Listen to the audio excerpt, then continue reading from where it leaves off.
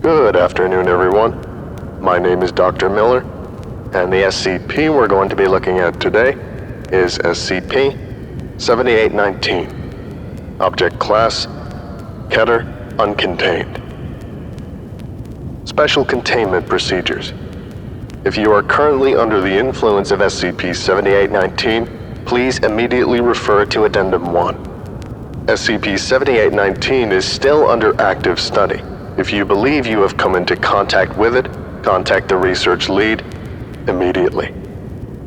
Description: SCP-7819 is a predatory location that manifests along exits of the United States numbered highway system in the contiguous United States. SCP-7819's appearance is generally fixed. It presents as a small roadside hotel or motel, though the exact layout may vary, advertising vacant rooms, always identified by exterior signage as the Rest-Eazy Inn. Several conditions must be met for SCP-7819 to manifest for a driver. The time between midnight and 4 a.m., local time zone. The driver of the vehicle must have been driving for over 5 hours, discounting small breaks. The driver must be a past or present Foundation employee. The driver must be alone in the vehicle.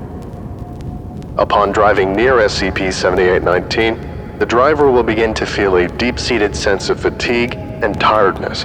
It is unclear whether this is a natural reaction to driving for several hours and seeing an opportunity for a break, or an anomalous phenomenon caused by SCP-7819 to lure drivers in. Regardless, this fatigue will continue as the driver pulls off the highway and into the parking lot of the inn. Should the driver drive past SCP-7819, the sense of fatigue will remain, though through unknown means their vehicle will be seamlessly transported several miles backward, often without their realization. They will drive past SCP-7819 again, be transported backward again, and this process will continue until they park inside SCP-7819. The driver will not be able to escape this phenomenon until they exit their vehicle, enter SCP-7819, and perform several requisite activities. These activities vary, but SCP-7819's many manifestations have provided a relatively dependable action plan for performing the rituals and surviving SCP-7819. If you are currently under the influence of SCP-7819, please proceed through Addendum 1. Remain calm and do not rush. Accuracy and efficiency is more important for survival than speed. Good luck. Addendum 1.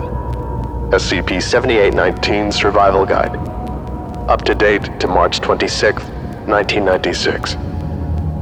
Space: parking lot. Instructions: bring your car into an empty parking space. Try to select one that's surrounded by other vehicles. To separate yourself from the pack would attract attention. Once you park, exit your vehicle. Take only what you need. Whatever device you are reading or listening to this document on, your cellular phone, keys, purse or wallet, and a bag containing some toiletries and essentials. Luggage and clothing will slow you down. If you have been equipped with a firearm or own one privately, do not take it with you. Spend some time in the parking lot before entering the lobby.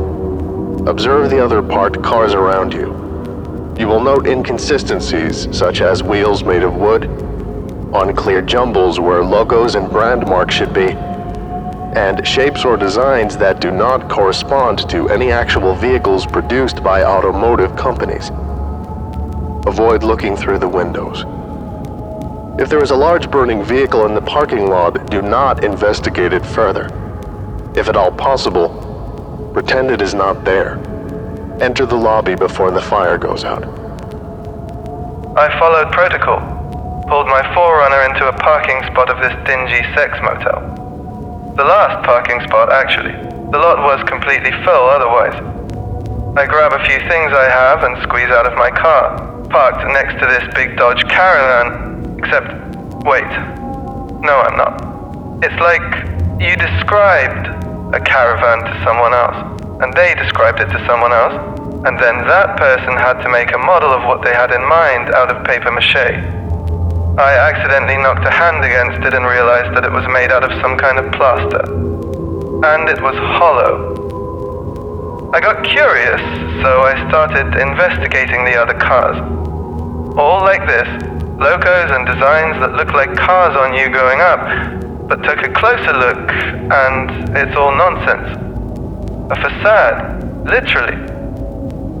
I wasn't scared or anything, but it did put me on edge. Like how, when you know someone is trying to put you at ease, you put your hackles up. Space. Lobby. Instructions. Upon entering the lobby, make your way to the front desk. It will be unoccupied. You may ring the bell once if the sound brings you comfort. Wait in the lobby without exiting it. Hum your favorite song to yourself as you wait. The silence in the lobby has been described as oppressive. Stop humming when you become aware of the noises coming from behind the counter. Hop the counter. There should be a closed door, rattling as though someone is on the other side. Listen to the sounds and note them down. When they get louder, repeatedly slam your fist against the door. Do not speak. Eventually, you will be slipped a key to a room. This may not work on the first attempt. Repeat it until you succeed. Say thank you and depart. No idea what's going on. Door's firmly locked. I can just hear through it, and the paper-thin walls. Pretty filthy noises.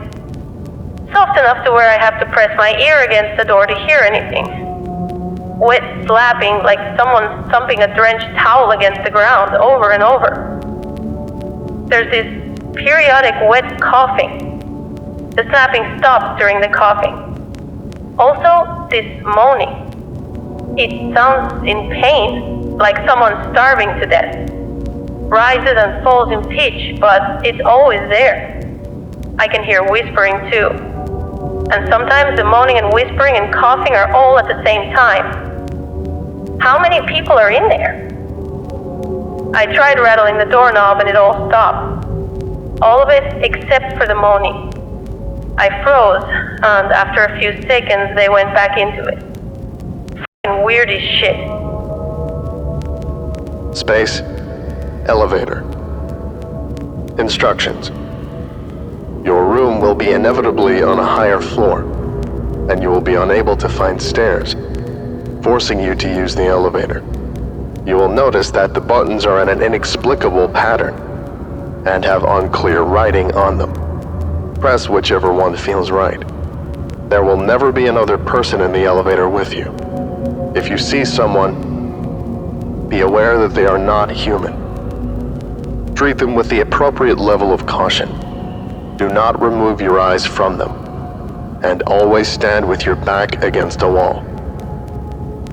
If the figure resembles an older, clean-cut man wearing an expensive suit and overcoat, do not enter the elevator. It will smile at you, compliment your appearance, and hold the door for you. It will do this for up to several minutes, repeatedly attempting to convince you to enter. Politely but firmly tell it that you are just passing through and will wait for the next one. Stand beyond the threshold. It cannot pursue you outside of the elevator. Eventually, it will move on.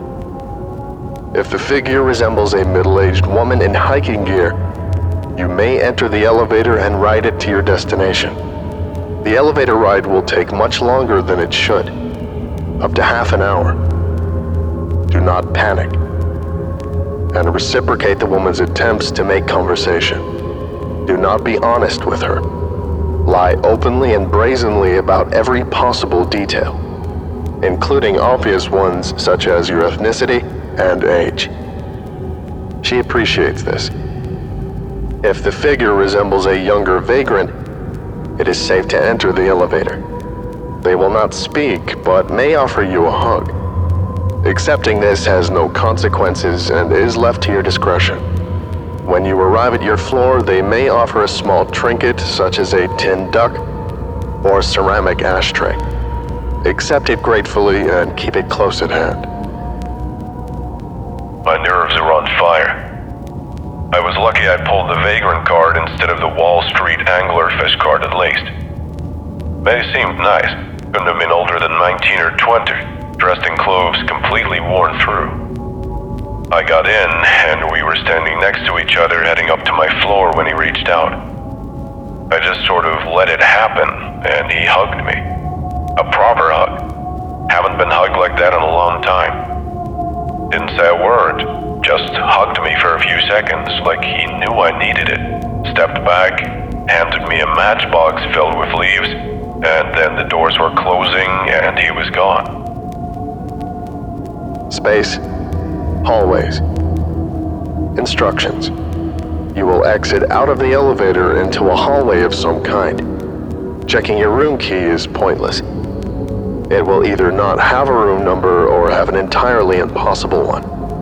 Your room will make itself known to you when you find it. As such, begin walking down the hallway. Resist the urges to investigate the other rooms in the hallway. The doors have peepholes in them, and making eye contact may invite unwelcome attention. Keep your eyes focused down, and ignore any feelings of being observed as you proceed down the hall. Avoid making noise. The other guests are sleeping. The hallway is generally not linear, and you may find various other spaces. Eventually, you will arrive at a crossroads. These will occur regardless of whether the exterior topology of SCP-7819 allows for it, and are suspected to be incongruous spaces. As such, it is advised not to remain in them for more than a few minutes at most. Personnel who have dallied in the crossroads report dull headaches and paranoia. This is best addressed by picking a direction at random and beginning to walk down it. It is unclear whether SCP-7819 adapts to one's mind or vice versa, but this has been the most effective method for arriving at one's room. You will know it when you see it. I have no idea how long I was walking. At least 40 minutes, but that was after I started checking my watch. Just endless shag carpet and flickering yellow lighting and shitty commercial art on the walls. I thought it would just be one long hallway, but it wasn't. I mean, it's fast it was, but then it ended and took a sharp right turn, and then a left, and then down a set of stairs, past a smoking lounge through a little walkway. Didn't have any sense of consistency to the construction. Just felt like a weird amalgamation of every hotel I've ever been in, glued together without thought. Eventually it started getting really bizarre. The carpet went from drab beige to like the pattern you find on bus seats. There were curtains, but they were nailed to the wall so they couldn't be opened. Every successive set of doors kept getting lifted a few inches off the ground until they were literally halfway into the ceiling. This isn't a place people were meant to be.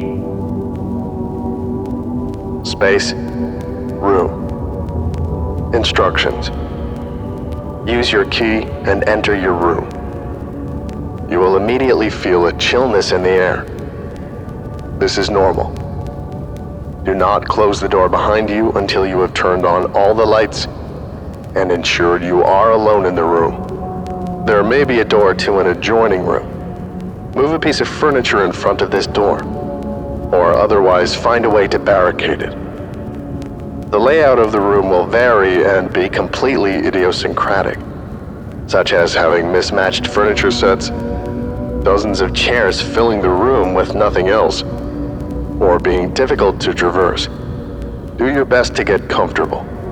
The bathroom may be locked from the inside, but this is not a point of concern unless you have reason to believe someone is inside.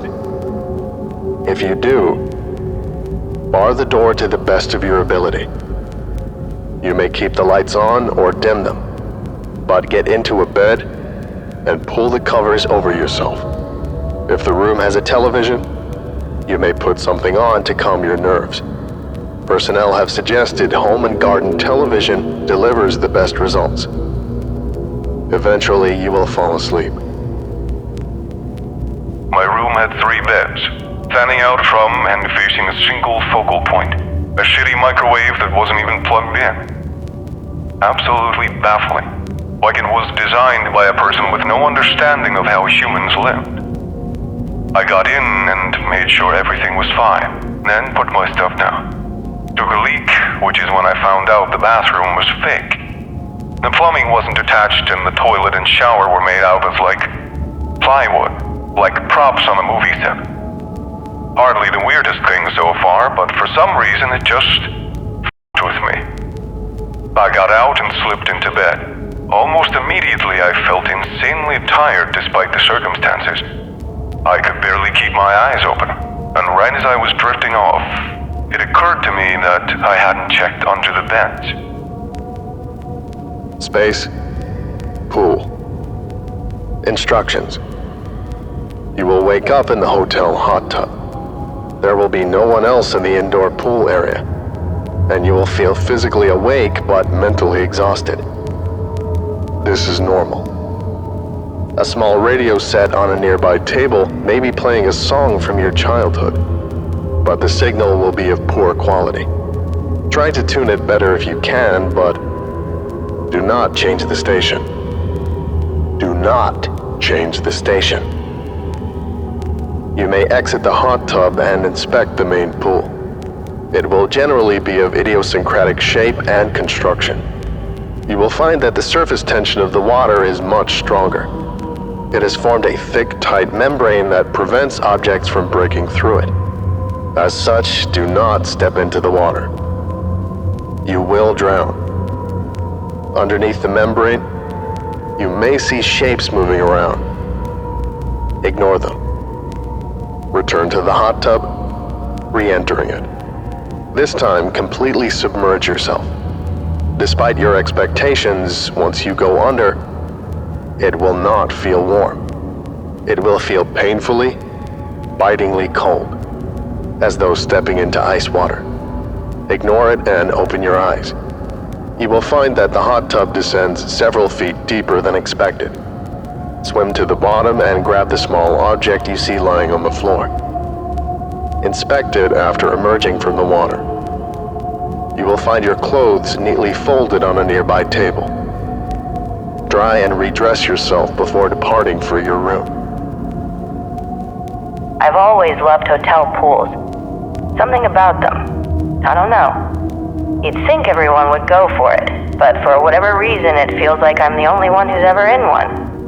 So it's just a nice calming space for me to sink into the water and be utterly alone. This wasn't like that. This felt wrong in some interminable, indescribable way. Every facet of it seemed designed for maximum discomfort. The echo bouncing off the ceiling and water being close enough to your own voice to trick you up. The angles and contours of the pool were unnatural, like someone had never seen a pool before. Literally hundreds of life preservers hanging off the walls. The main pool was unnerving. The membrane on top made it so that everything underneath the surface was blurry and hard to make out. But still, I could see 3 or 4 blurry shapes moving around, slimming back and forth. One of them was person-shaped. At first, I thought it was another person, trapped or something, and tried to get a little closer. Didn't step into the water, but I put my hand against the film. It slammed up on the other side and pressed its palm where mine was.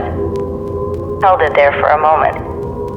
Then it starts slamming its fists against the membrane wildly, trying to tear through it like a wild animal. I can hear it screeching from under the water. I screamed, scrabbled backward, grabbed my things and ran. Thankfully, I only checked out the other pool after getting the object from the hot tub. It was my engagement ring.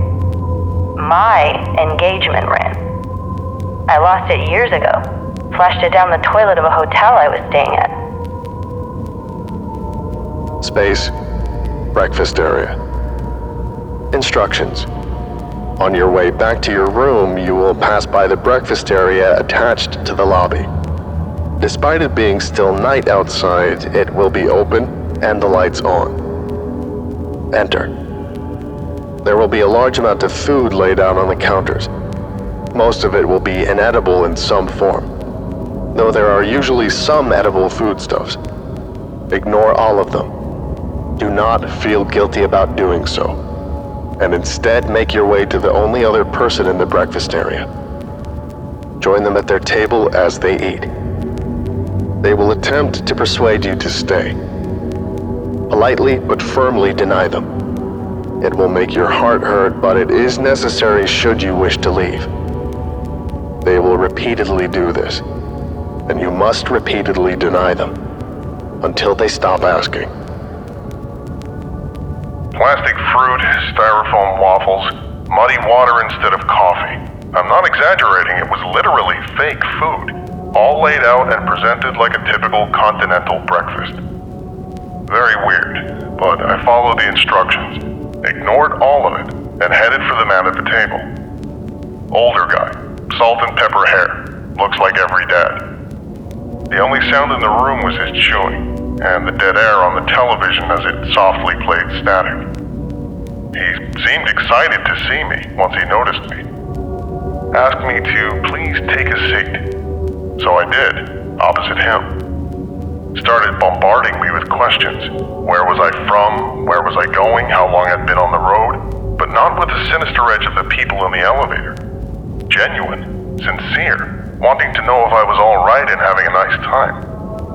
I tried my best not to feel bad about ignoring all of his questions and just saying, I want to leave. I got the sense he'd heard this a lot, and he was persistent about it. What can I do to make your stay better? Sorry, I say, but I want to leave. You're not enjoying the amenities? They're fine. I still want to leave. Don't you think this is nicer than having to deal with the troubles of life? It's a resort. Maybe, but I prefer the troubles over whatever this is. Fighting to joke down the parts of me saying he has a point. Eventually, he just goes crestfallen. Is there anything else I can do to make you stay? No. He seemed to accept that. Told me to spend the rest of my night. Check out in the morning. He was still sitting there when I left. Alone. Space. Checkout. Instructions. When you wake up the next morning, late, regardless of when you fell asleep, gather your things and depart your room. You will find that the layout of SCP-7819 has shifted dramatically and is much easier to navigate. Several doors in the hallway will be hanging open, and you will pass cleaning carts as though housekeeping is doing their rounds. There will be no one around except you. Head to the elevators and back down to the lobby. There will similarly be no one at the front desk, but place your key down. Depart SCP-7819. Get in your vehicle, the parking lot will now be empty, and get back onto the highway. Driving until you can get into contact with your nearest site and report your SCP-7819 encounter. The light of day makes things feel a lot different. The labyrinth of the carpet and hallway just felt odd now. Not sinister. I went downstairs, turned my key into the empty desk. The breakfast area was closed again. I stepped out the doors. The sun was shining.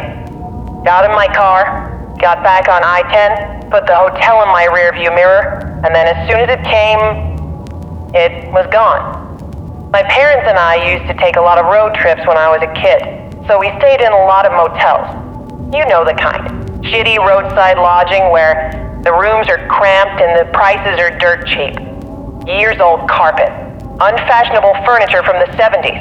Sinks that stick out into the room and hard mattresses. Not a resort. Just a place to lay your head down for the night. Transitory spaces, where you're meant to come and go. Not to stick around. Motels are not home, obviously. They try their best to feel like they're home, but not particularly well, which is why they have such a unique vibe of their own. A corporate design space calculated to put you at ease. They're spaces for humans to inhabit, but there's nothing really human about them. 7819 embodies that pretty well. Something that doesn't really understand humans, trying fruitlessly to lure them in, with fractured memories of motel rooms and hot tubs. I don't know. I don't know what 7819 is, really. I can only make guesses from what I experienced. Like I said, I took a lot of road trips as a kid, and there are some deeply, deeply strange things that live on the edges of these highways. If you follow these instructions, you will exit with no issue. If you haven't, we do not blame you for staying. Goodbye.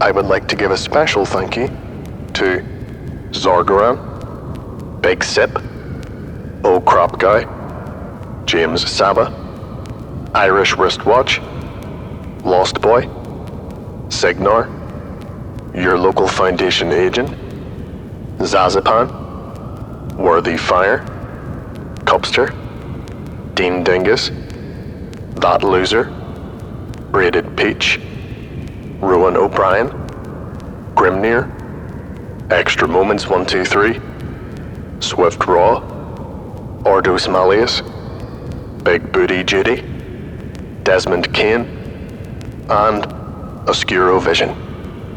If you would like a special thank you at the end of each of my videos, and some other cool stuff as well, visit patreon.com/TheVolgun. Thank you.